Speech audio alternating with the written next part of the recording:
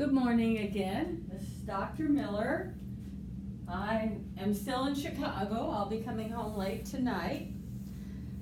I hope that you are having a good week.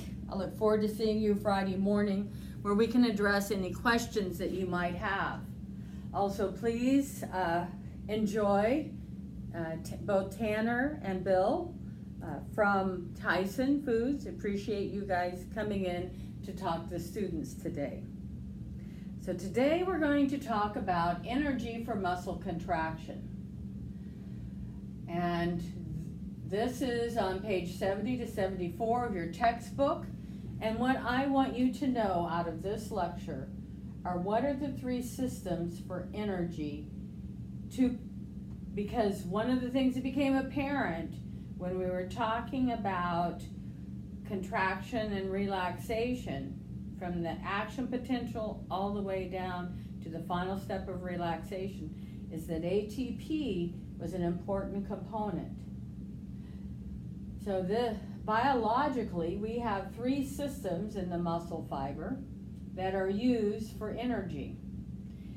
The enzyme creatine kinase helps to catalyze one reaction. And then we have aerobic metabolism, and then we have anaerobic metabolism. So let's start off by talking about why we need to worry about where energy is for metabolism. Well, we need a lot of energy in this muscle fiber for it to work. There are actually 4 places, 3 of them listed up here, that use ATP during contraction and relaxation. The big user of energy is in the contractile process. This uses the high amount of ATP. That's the myosin heads. The myosin heads, when they go and bind to that active binding site and they flick, that's a lot of energy. And they use 1,000 times more energy than reversal of the membrane potential and 10 times more energy than the calcium pump. The pumping action of calcium during relaxation, remember the calcium pump on the sarcoplasmic reticulum and how it has to pull calcium back out of the sarcolemma or sarcoplasm to get it back down to 10 to the minus 7. And as it does that, it pulls calcium. Calcium comes off a troponin to reverse contraction. So that calcium pump uses quite a lot of energy because calcium's a bigger ion, takes a lot of energy to pump it back in across the concentration gradient. So we have the contractile process, which is the myosin heads. You can call it myosin heads. We have the calcium pump in the sarcoplasmic reticulum. And then don't ever forget about the sodium and potassium pumps that help to re-establish the action potential along the membrane, whether that membrane is in the neuron or whether that membrane is along the sarcolemma or the T-tubule or the sarcoplasmic reticulum. So the sodium and potassium pumps, those are the pumps we talked about on Friday.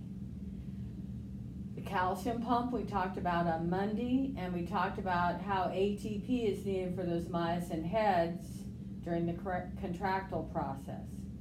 The 4th item I'd like to add to this is we also talked about once we get the myosin heads to drop off and to start relaxation, they need an ATP bound to them to drop off, that we need ATP to complex with magnesium for the oil to allow that sliding of the filament.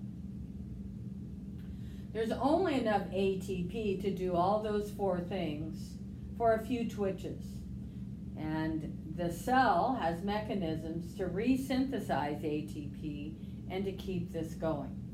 So the first system I'd like to talk about, which we talked about in the summary briefly, is the phosphocreatine system.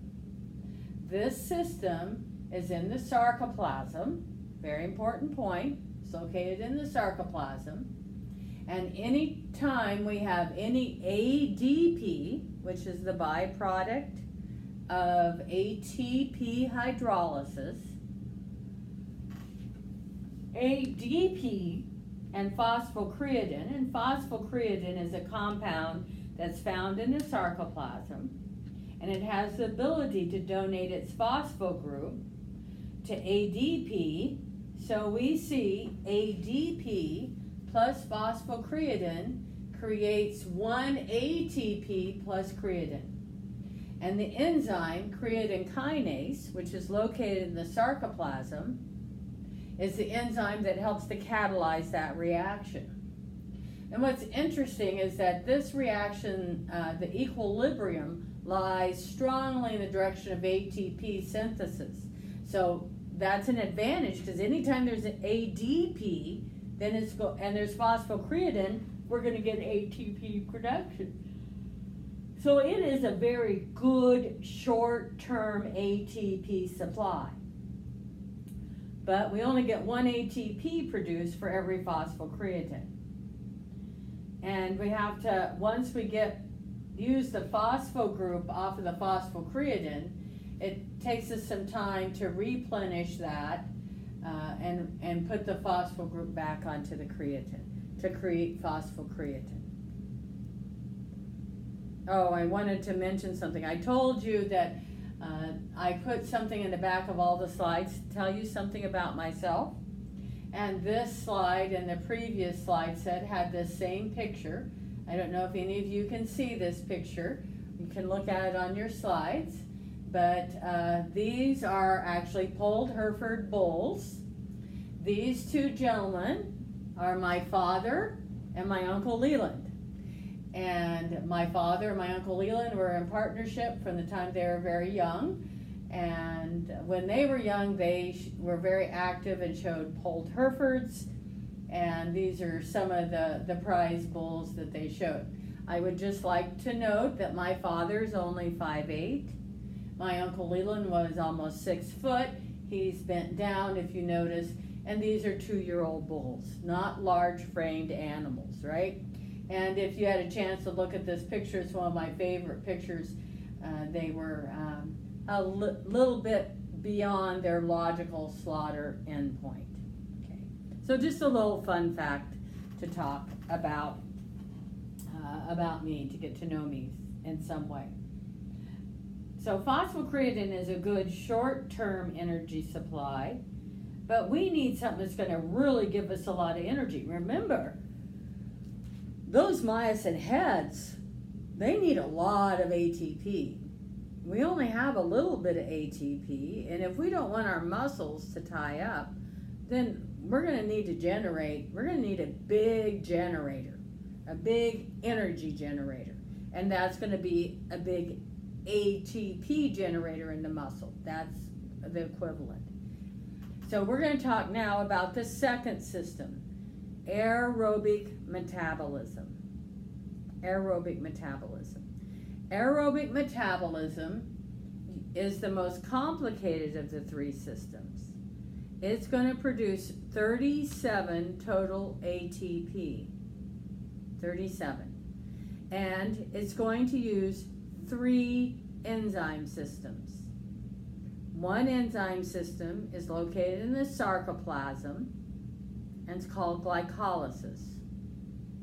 The other 2 enzyme systems are in the mitochondria, and they're called the TCA cycle, or citric acid cycle, and the second system is called the electron transport system, or cytochrome chain.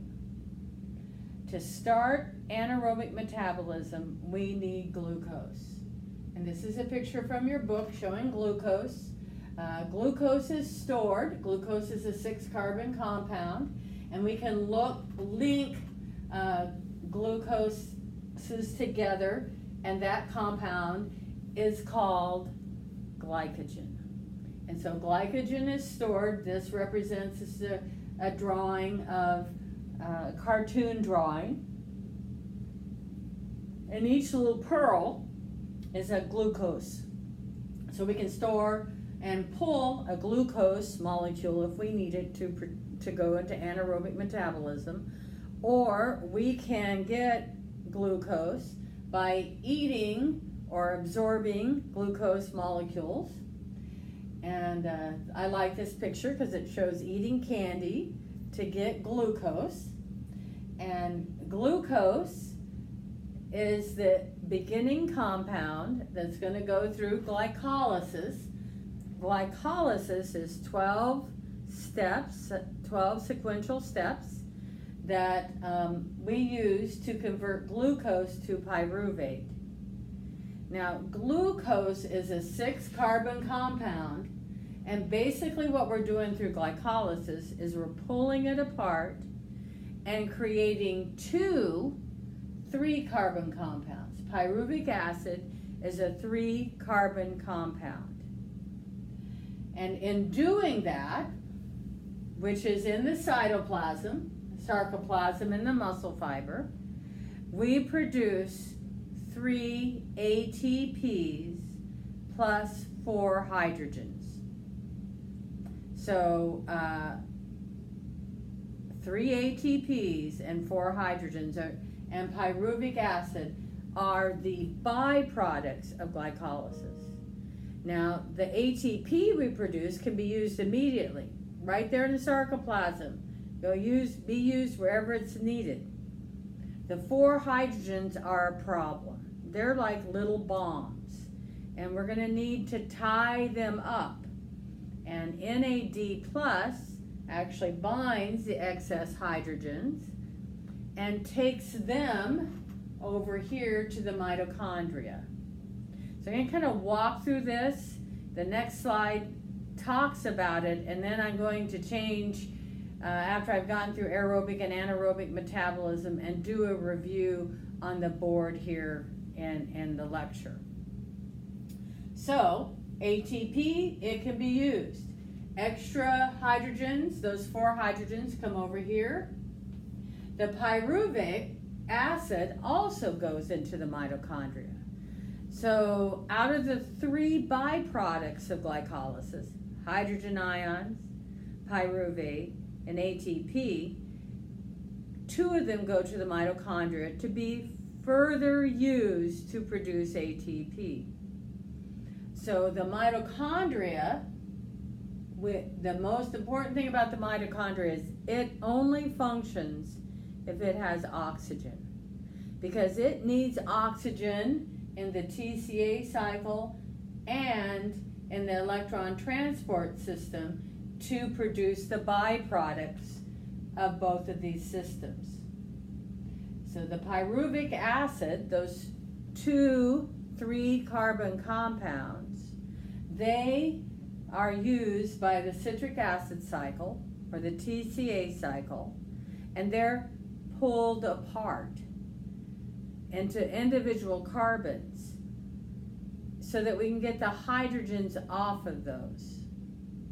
Because we're after hydrogens. The hydrogens from glycolysis, it goes right to electron transport, right here.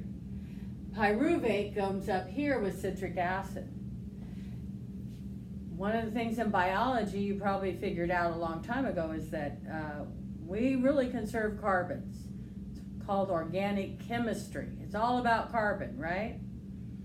So we need a way to keep carbon, so carbons are bound with oxygen in the TCA cycle. We take in oxygen through the lungs, and that oxygen goes to the mitochondria. Oxygen is transported in the blood by hemoglobin. It's transferred from the blood to the cell, and oxygen is bound and held by myoglobin, which we'll talk about more when we talk about color. So the oxygen here is stored as myoglobin, and the oxygen is used to bind the 6 carbons, 3 each, from each, 3 carbons from each pyruvate. So we bind the carbon with oxygen and it respires out.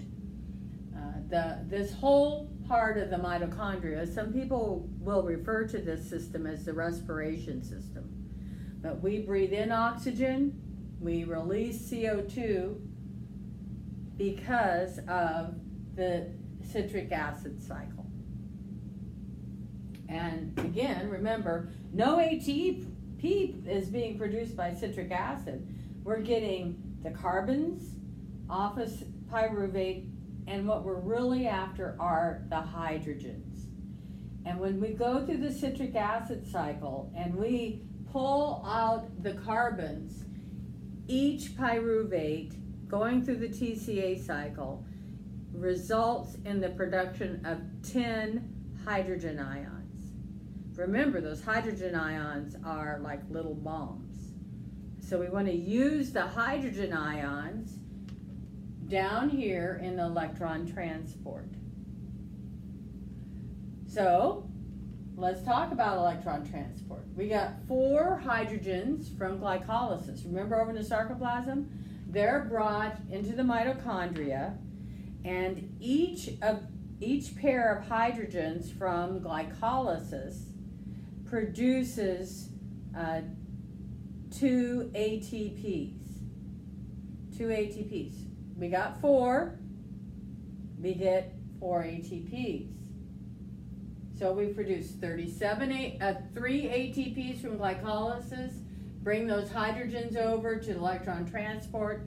Now we've gotten 4 ATPs. Then the 20 total hydrogens from the 2 pyruvates, remember 10 each, are going to go through the electron transport system, also called the cytochrome chain, and they're going to produce 30 ATPs. They produce 1.5 ATPs for every 2, or 1.5, yeah, they produce 2 ATPs for every 1.5 hydrogens. What you have to remember is that there are 30 ATPs from those hydrogens. So total, 3 ATPs glycolysis. The 4 hydrogens come over here, electron transport, produce 4 ATPs. Good job. We have the 2 pyruvates. They get broken down into carbon, and then the carbon and oxygen are combined, and it gets respired out. But we get 20 hydrogens from that process. Those 20 hydrogens are right there in the mitochondria. They go through electron transport, and they produce 30 ATPs. 30 plus 4 plus 3 give us 37 ATPs from one glucose molecule. And in your slides, I went ahead and wrote this out so that you would have a way to follow it. It also follows the thought process and from the textbook. I do want to make one other point. Notice that we produce 6 waters here. From that water is produced from the electron transport. And this says 38 ATPs. We're going to use 37. If you put 38 down, I'm never going to count that wrong. It depends on where we get glucose and how glucose goes into the system, whether it comes from glycogen or glucose. But this water, which is a result of electron transport, gets transported out of the cell through the blood system, filtered out by the kidneys, and that's why we have urination. Interesting that all this produces that. So we're going to go through this again. I've put in highlight where the ATPs come from, how they're derived, and then I put in green anything that's interesting, like the 10 hydrogen atoms each, or 20 that were accepted by carrier compounds to be converted to 30 ATPs in the cytochrome. So that's kind of the overview of aerobic metabolism. Your book has this picture. This is figure 5.3, and it shows glycogen and glucose. And this whole process right here, from glucose to pyruvate, is glycolysis. I'm not going to have you memorize each of those reactions. That's for other classes. And if you look at where ATP and ADP are used, you count up that we produce 3 ATPs from glycolysis and 4 hydrogens. Those hydrogens go across the pyruvates, go across the mitochondrial wall, and they go through the TCA cycle and produce, the 2 pyruvates produce 20 total hydrogens, and then the electron transport system is over here that takes the 4 hydrogens from here and the 20 from the TCA and produces ATP. So that's just to give you another view of it. Same information, just looking at it in a little different way. Now let's talk about the third system, anaerobic metabolism. Anaerobic metabolism is when there's no oxygen. That's what anaerobic stands for. So if the oxygen supply becomes limited or inadequate, then the muscle's going to kick into anaerobic metabolism from aerobic. Now there's overlap of anaerobic and aerobic because anaerobic uses glucose, and I'll use one molecule glucose from glycogen, or glucose that's brought in from the blood, and it's going to go through glycolysis. And it's going to form 3 ATPs and 4 hydrogens. So and again, this is in the sarcoplasm, so that's nice. We have some ATP. 3 is better than 1 from phosphocreatine, right? But if we don't have the mitochondrial function, as there's no oxygen or there's limitation in the function of it, the cell has to have a way to bind up the hydrogen. Otherwise, those hydrogen ions, they're like little bombs. They're going to do a lot of damage. And there is an enzyme called lactate dehydrogenase that is in the sarcoplasm. And when we have a buildup of pyruvate and hydrogens, it's going to convert pyruvate to lactic acid. Lactic acid can accumulate in the cell, but the nice thing about lactic acid is that it can be transferred across the cell membrane into the blood system, and it can be carried to the liver where it will be converted back into glucose with the reverse system of glycolysis, which is called gluconeogenesis.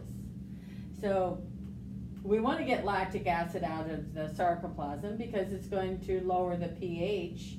The pH of the sarcoplasm is about 7.4, so anything below that is a potential danger. So what this muscle cell is trying to survive without oxygen to at least keep everything functioning. So it can take lactic acid back out, bring glucose back in, and then stay through glycolysis. But the big note is that this isn't a very efficient system. And this is also from your textbook on page 105, and it's showing glucose going to pyruvate, right? That's through glycolysis. And without any oxygen, we can't go over to the mitochondria, to the Krebs cycle. So we have the buildup of pyruvate and hydrogen, and we get at least rid of 1 hydrogen ion with the lactate, because pyruvate to lactate will bind 1 oxygen. So this system, I think this slide kind of helps you see all of this put together, while I talk about them being independent, they're really interrelated, aren't they? So here we see muscle glycogen going to 1 glucose, 1 phosphate. You just need to remember glucose. And glucose is going to go through glycolysis. We have a net production of 3 ATPs. The result of glycolysis then are 4 hydrogens and 2 pyruvates. The pyruvates in aerobic metabolism can come down here and go through the tricarboxylic acid cycle, which is going to produce 6 carbons. And then the 20 hydrogens that are produced can come down through the electron transport and produce 30 ATPs. So hopefully you can follow all of that. And this part's in the sarcoplasm. These two enzyme systems are in the mitochondria. To have this happen, we have to have blood supply and oxygen come in. We also see that those 4 hydrogens in aerobic metabolism can get transported over into the mitochondria, and they go through the electron transport to produce 4 ATPs. So we have 3 ATPs, 4 ATPs, and 37 ATPs. For anaerobic metabolism, and you'll notice that it shows that here, we're going to just basically throw out all of this, aren't we? And we're only going to leave glycolysis, and we see 4 hydrogens plus a pyruvate in anaerobic metabolism form 2 lactic acids. There's actually an extra hydrogen there as well. So anaerobic metabolism is here. Aerobic metabolism is this whole thing. And I think that that should help you to put that into perspective. I like this slide because I'm going to use this in the conversion lecture on Friday and start that lecture on Friday. And it also kind of gives you, it's the same thing as what we just talked about in the previous slide, but it puts it in a little bit different context. What I like about this slide is it puts the whole system of the animal in context. So here we have the lungs, and notice that they absorb oxygen, take in oxygen, and that's moved through the blood system to the muscle. In the muscle, oxygen comes in, it's going to be stored with myoglobin, and we're also going to see that carbohydrates are consumed, absorbed in the small intestine, where it goes into the bloodstream when it's absorbed, goes to the liver, and in the liver, if it has enough glycogen or glucose, which is the reserve, then it's going to be kicked back out to the blood system. It may stay in the liver if you've done too much glycogen depletion there. But ATP or glucose goes back out and is transported to the muscle, where it can either be used directly or be stored as glycogen. So in this picture, you'll see that in the muscle, it's going to start with glucose 6-phosphate, or just glucose. I'm not going to have you determine the difference between those. But glucose is going to go through glycolysis and produce 3 ATPs, 4 hydrogens, and 2 pyruvic acids. The pyruvic acids go to the TCA cycle in the mitochondria. That circle represents the mitochondria. And it's going to produce 6 CO2s and 20 hydrogens. The 4 hydrogens from glycolysis and the 20 hydrogens from TCA go to the electron transport, and they produce 34 ATP. Also water. And this whole process also produces heat, because these are all exothermic reactions. Notice that CO2 is respired out through the blood system, goes to the lung, and some of the heat also goes to the lung, and that's respired out. That's why our breath is warm. Pretty nice. The heat will also go out in the blood system to the skin, and on the skin right here, you'll feel, that's why we're above room temperature, because we're dissipating heat from those exothermic reactions. Water is going to go out into the bloodstream and then be filtered by the kidneys and then released from the system through the bladder. So we also see that the heart here, which is moving all the time, it can use lactic acid to produce anaerobic metabolism to keep everything going.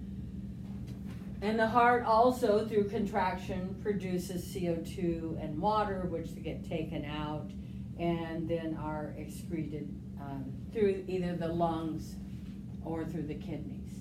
So that's the whole system. And when you look at this system, in summary, what I want you to know is I want you to know each of the three systems: creatine kinase, aerobic metabolism, anaerobic metabolism. I want you in creatine kinase to know ADP plus phosphocreatine, and catalyzed by the enzyme, creatine kinase produces 1 ATP and creatine. And it's a short-term energy supply. Anaerobic metabolism occurs in both the sarcoplasm and the mitochondria. There are three systems: glycolysis in the sarcoplasm, and the TCA cycle and electron transport in the mitochondria. Glucose is used as the substrate. Glucose is broken down into 2 pyruvates, 4 hydrogens, and 3 ATPs in glycolysis in the sarcoplasm. The 4 hydrogens are going to be transferred by NAD plus into the mitochondria, and they're going to be converted into 4 ATPs by the electron transport. The 2 pyruvates are going to go transfer into the mitochondrial wall, and they're going to go through the TCA cycle, and they're going to produce 6 carbon dioxides and 20 hydrogens. Those 20 hydrogens will be converted into 30 ATPs by electron transport. Anaerobic metabolism is aerobic metabolism without the mitochondria because there's no oxygen. So it's basically glycolysis plus lactate dehydrogenase will catalyze the reaction when we have a buildup of pyruvate and hydrogen in the sarcoplasm. And anaerobic metabolism only takes place in the sarcoplasm.